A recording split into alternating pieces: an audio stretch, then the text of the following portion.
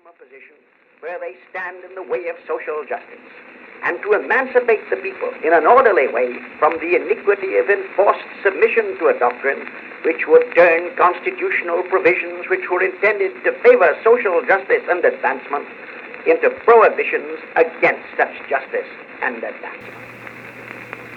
In the last 20 years, an increasing percentage of our people have come to depend on industry for their livelihood, so that today the wage workers in industry rank in importance side by side with the tillers of the soil.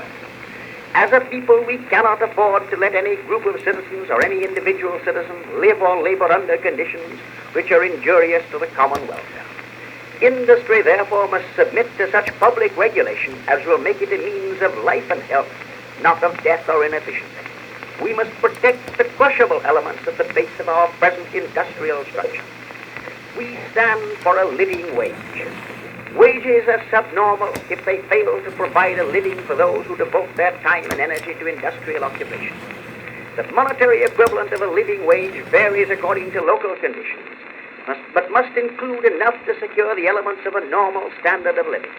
A standard high enough to make morality possible, to provide for education and recreation, to care for immature members of the family, to maintain the family during periods of sickness, and to permit of reasonable saving for old age. Hours are excessive if they fail to afford the worker sufficient time to recuperate and return to his work thoroughly refreshed. We hold the night work of labor and women, that the night labor of women and children is abnormal and should be prohibited. We hold that the employment of women over 48 hours per week is abnormal and should be prohibited. We hold the 7-day working week is abnormal. We hold that 1 day of rest in 7 should be provided by law.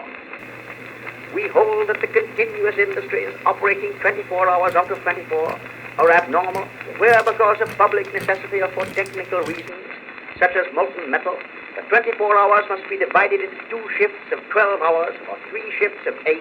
They should, by law, be divided into 3 of 8.